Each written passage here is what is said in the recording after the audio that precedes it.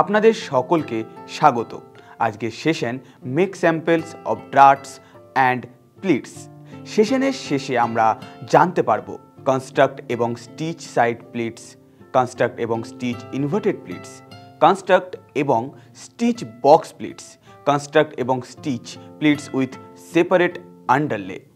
প্রয়োজনীয় tools and equipments: lock stitch sewing machine 1 number, iron box 1 number, hand needle 1 number, কাঁচি 1 number, material long cloth 0.15 metre into 0.75 metre, সেলাই সুতো 1 নম্বর, pleats হলো ফ্যাব্রিকের ভাঁজ করা অংশ যা একটি পোশাককে আলংকারিক বিস্তার বা পূর্ণতা দেওয়ার জন্য তৈরি হয়।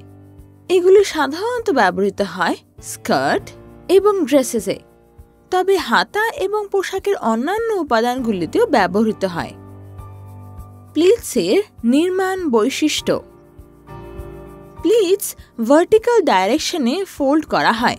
প্রতি প্লিটসে একটি ইনার এবং আউটার ভাঁজ থাকে। আউটার ভাঁজ লাইন একটি প্লেসমেন্ট লাইনে বসানো হয়। ইনার এবং আউটার ফোল্ডের ব্যবধানকে বলা হয় প্লিট ডেপথ। প্লিট সাইজ দ্বিগুণ প্লিট ডেপথ দ্বারা গঠিত। দুটি প্রতিবেশী আউটার ভাঁজের মধ্যে দূরত্ব হল প্লিট উইডথ। প্লিটগুলির মধ্যে ফাঁক। প্লিটিংয়ের আগে ম্যাটেরিয়ালের উইডথ হল প্যাটার্ন উইডথ। প্লিটিংয়ের পরে একে প্লিটেড সেকশন বলা হয়। প্লিটেড সেকশন প্ল্যাকেট ইত্যাদির অ্যালায়েন্সের জন্য বিবেচিত হয় না।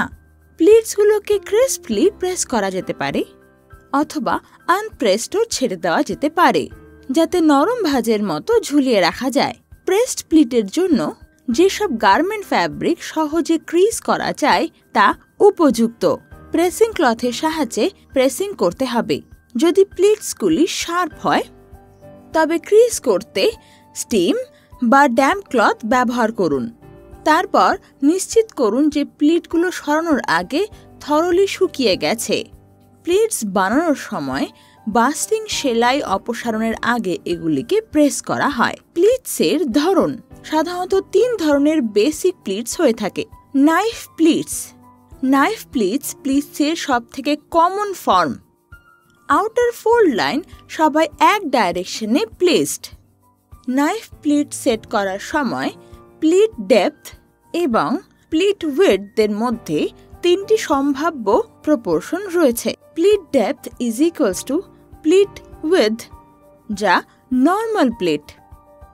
Pleat depth less than pleat width, যা হলো shallow pleat. Pleat depth is greater than pleat width, যা হলো ওভারল্যাপিং প্লিটস। বক্স প্লিট হলো অপোজিট ডাইরেকশনের দুটি সিঙ্গেল প্লিটস দ্বারা তৈরি। একটি ফুল বক্স প্লিট দুটি দিক থেকে নিচে ভাঁজ করা হয় যাতে ভিতরের ভাঁজগুলি মিলিত হয়। এটিতে দুটি ফোল্ড লাইন এবং দুটি প্লেস লাইন রয়েছে। ইনভার্টেড প্লিটসও দুটো সিঙ্গেল প্লিটস দ্বারা তৈরি। এটিতে দুটি ফোল্ড লাইন এবং সিঙ্গেল প্লেস লাইন রয়েছে। প্লিটের মাঝখানে দুটি আউটার ফোল্ড ডান দিকে মিলিত হয়। সাইড প্লিট তৈরি এবং সেলাই করা। নাইফ প্লিটস প্রদত্ত মেটেরিয়ালকে দুটি অংশে মার্ক এবং কাট করুন। 0.20 মিটার ইন্টু 0.45 মিটার। দুটি টুকরো হবে 0.20 মিটার ইন্টু 0.90 মিটার। তারপর 0.20 মিটার ইন্টু 0.45 মিটারের কাপড় নিন এবং টেলার চকের সাহায্যে কাপড়ের উল্টো দিকে মার্কিং করুন। ফুল উইডথ স্যাম্পলে ফোল্ড লাইন এবং প্লেসমেন্ট লাইন মার্ক করুন। প্লিটের উইডথ হল 1.5 সেন্টিমিটার এবং দুটি প্লিটের মধ্যে দূরত্ব হল 2.5 সেন্টিমিটার। তারপর ট্রেসিং হুইলের মাধ্যমে মার্কিং সঠিক দিকে ট্রান্সফার করুন। এখন সামনের দিকে কাজ হবে।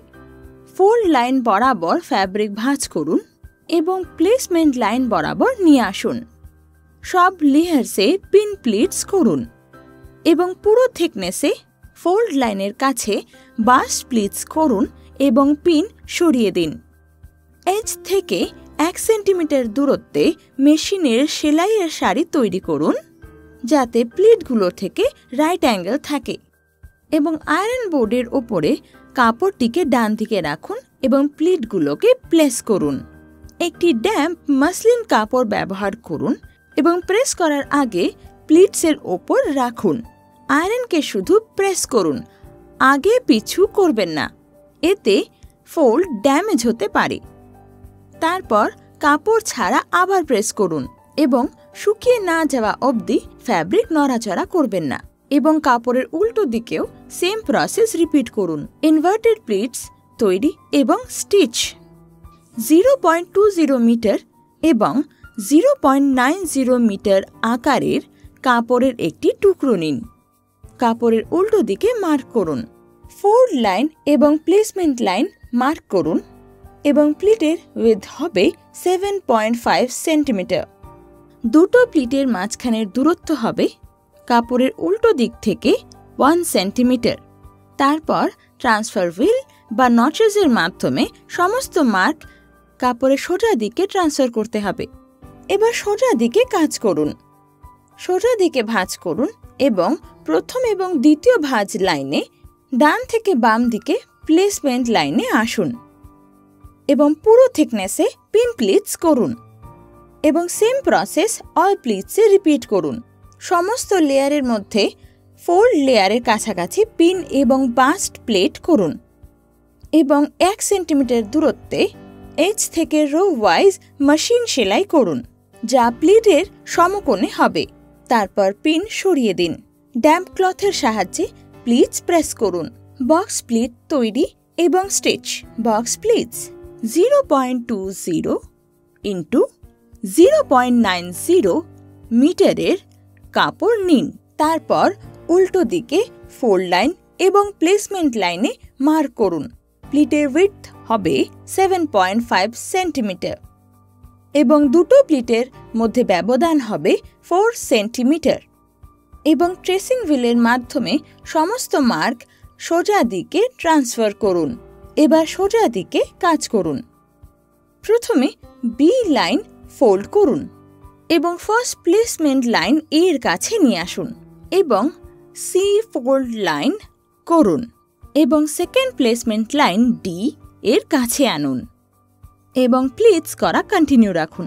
সব লেয়ারে প্লিটস পিন করুন এবং দুটি বাস্টিং রোয়ের মাধ্যমে প্লিটস ফিক্স করুন সেন্টার লাইন থেকে 2 বা 3 মিলিমিটার দূরত্বে।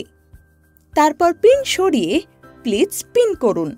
র এজ থেকে 1 সেন্টিমিটার দূরে সিম করুন যা প্লিটস ধরে রাখে। তারপর বাস্টিং সরিয়ে দিন।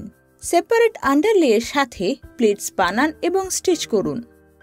একটি 0.20 মিটার ইন্টু 0.45 মিটারের একটি কাপড় নিন এবং অন্য কনস্ট্রাক্টিং কালারের পপলিন 0.20 মিটার ইন্টু 0.20 মিটার কাপড় নিন। বড় পিসের উল্টো দিকে মার্ক করুন। তারপর ফোল্ড লাইন এবং প্লেসমেন্ট লাইনে মার্ক করুন।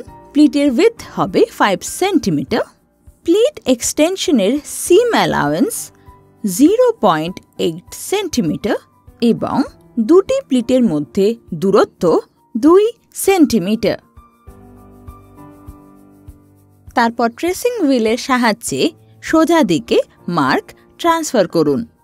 একটি ফোল্ড লাইন অপরের ওপর প্লেস করুন এবং উল্টো দিক থেকে ভাঁজ করা রেখা বরাবর বেস্ট করুন। আপার এজে 5 centimetre long stitch line stitch করুন। আপার এজে ফোল্ড করা 3 সেন্টিমিটারে মার্ক করুন। তারপর সেই ফোল্ডে কাট করুন। সেই প্লিট করা অংশ প্রেস ওপেন করুন। Pleat extension 20 centimetre pleat length into 6.6 centimetre pleat width plus two seam allowances, pleat underlay হিসেবে একটি স্ট্রিপ কাটুন।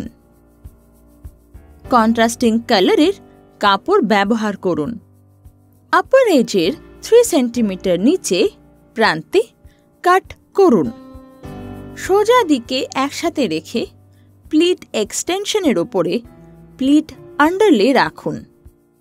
মার্কিং ম্যাচ করে প্রতিটি পাশে বেস্ট করুন। র এন্ড থেকে 0.75 সেন্টিমিটার রেখে প্লিট এক্সটেনশনে প্লিট আন্ডারলেটির প্রতিটি পাশে সেলাই করুন। তারপর আপার এন্ড থেকে 1 সেন্টিমিটার মেশিন দিয়ে বেস্টিং এবং সেলাই করুন, তারপর প্রেস করুন।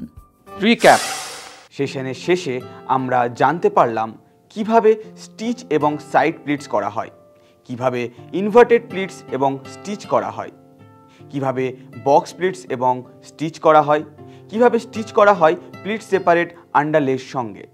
আশা করি আপনারা সব কনসেপ্ট বুঝতে পেরেছেন এই সেশনে। দেখা হবে আগামী সেশনে নতুন কনসেপ্টের সঙ্গে। ধন্যবাদ।